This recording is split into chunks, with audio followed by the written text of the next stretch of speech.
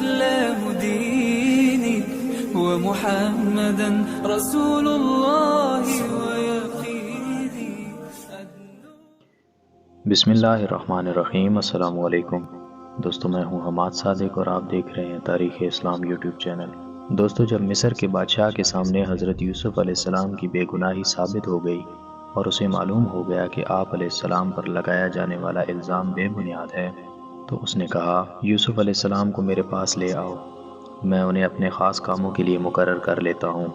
جب اس نے آپ علیہ السلام سے گفتگو کی تو وہ آپ کی صلاحیتوں سے بہت متاثر ہوا اور کہنے لگا، آج سے آپ ہمارے ہاں عزت والے اور امانت دار ہیں، لہٰذا ہم آپ کو وزارت دینا چاہتے ہیں.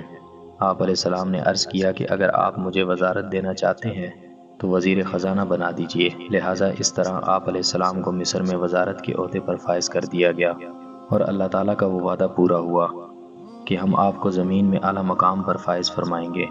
آپ علیہ السلام کو چونکہ پہلے سے ہی علم ہو چکا تھا کہ 7 سال کے بعد قحط سالیاں آئیں گی، آپ علیہ السلام نے پہلے سے ہی ایسی تدبیریں اختیار کیں کہ قحط سالی والے سال بھی لوگوں کو خوردنوش کی اشیاء بقدر ضرورت ملتی رہی.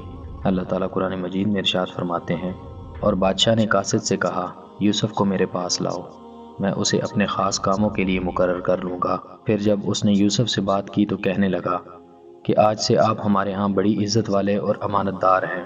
یوسف نے کہا، آپ مجھے ملک کے خزانوں پر محافظ مقرر کر دیجئے، بے شک میں خزانے کی حفاظت کرنے والا اور خوب معلومات رکھنے والا ہوں.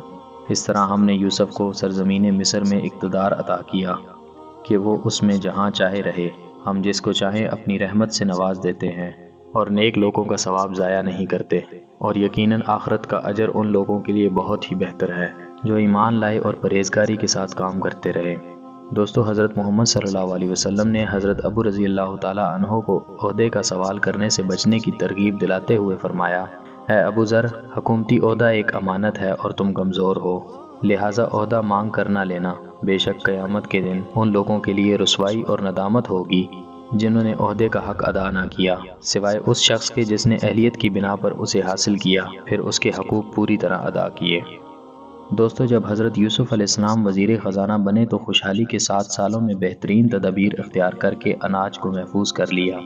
پھر جب 7 سال قحط سالی پڑی تو آپ علیہ السلام نے متاثرین میں غلہ بانٹنا شروع کر دیا. آپ علیہ السلام ہر شخص کو رقم لے کر سال بھر کے لیے غلہ دیتے تھے. اس قحط کا اثر مصر سے بڑھ کر کنعان شہر جہاں یعقوب علیہ السلام رہتے تھے وہاں تک بھی پہنچ گیا. لہٰذا آپ علیہ السلام کے ستیلے بھائی اپنے والد محترم سے اجازت اور رقم لے کر غلہ لینے کے لیے مصر آئے. آپ علیہ السلام نے انہیں فوراً پہچان لیا، لیکن بھائیوں نے نہیں پہچانا، کیونکہ جب انہوں نے آپ علیہ السلام کو کنویں میں پھینکا تھا اس وقت آپ علیہ السلام بہت چھوٹے تھے. انہیں یہ خبر نہ تھی کہ اس کے بعد یوسف علیہ السلام کے ساتھ کیا ہوا. انہیں یہ گمان بھی نہ تھا کہ آپ صاحب اقتدار ہوں گے. حضرت یوسف علیہ السلام نے بھائیوں سے اجنبیوں کی طرح گفتگو کی اور پوچھا کہ تمہارے سوا اور کوئی بھی تمہارا بھائی ہے؟ انہوں نے کہا کہ ہم 12 بھائی تھے، ہمارا ایک ستیلا بھائی جنگل میں ہلاک ہو گیا اور اس کا ایک سگا بھائی اور ہے جو والد کے پاس ہے، وہ ہمارے ساتھ نہیں آیا. حضرت یوسف علیہ السلام نے اپنے خادم سے کہا کہ ان کی اچھی طرح مہمان نوازی کرو. چنانچہ ان کی خوب مہمان نوازی کی گئی اور اس کے بعد آپ علیہ السلام نے انہیں خوب غلہ دیا اور ان کی رقم بھی گلے میں واپس رکھوا دی، اور ساتھ ساتھ یہ بھی کہا کہ آئندہ جب میرے پاس آؤ تو اپنے چھوٹے بھائی بنیامین کو بھی ساتھ لانا، اگر تم اسے ساتھ نہ لائے تو تمہیں غلہ نہیں ملے گا. اللہ تعالیٰ قرآن مجید میں ارشاد فرماتے ہیں، اور جب یوسف کے بھائی غلہ لینے مصر آئے اور وہ یوسف کے پاس گئے تو یوسف نے انہیں پہچان لیا مگر بھائی انہیں نہ پہچان سکے. اور جب یوسف نے ان کے لیے ان کا سامان تیار کروا دیا تو چلتے وقت ان سے کہا کہ آئندہ تم میرے پاس اپنے ستیلے بھائی کو بھی لانا. کیا تم نے دیکھا نہیں کہ میں غلہ پورا ناپ کر دیتا ہوں اور میں بہترین مہمان نوازی بھی کرتا ہوں؟ بس اگر تم اپنے ستیلے بھائی کو میرے پاس نہ لائے تو پھر میرے پاس تمہارے لیے کوئی غلہ نہیں اور نہ ہی میرے پاس آنا. انہوں نے کہا، ہم اپنے والد صاحب کو اس پر آمادہ کریں گے اور اپنے ستیلے بھائی کو ساتھ لانے کی پوری کوشش کریں گے. یوسف نے اپنے خادموں سے کہا، ان کی وہ رقم جو انہوں نے غلے کے عوض دی ہے چپکے سے انہی کے سامان میں رکھ دو تاکہ جب وہ لوٹ کر اپنے اہل و عیال میں جائیں تو اسے پہچان لیں، شاید وہ اس طرح دوبارہ لوٹ کر آئے. دوستو، امید کرتا ہوں آپ کو آج کا ہمارا یہ ٹاپک پسند آیا ہوگا. اگر آپ کو آج کی ہماری یہ ویڈیو پسند آئی ہے تو اس ویڈیو کو لائک ضرور کیجیے گا اور دوستوں کے ساتھ شیئر ضرور کیجیے گا اور ہمارے چینل کو سبسکرائب کر دیجیے گا.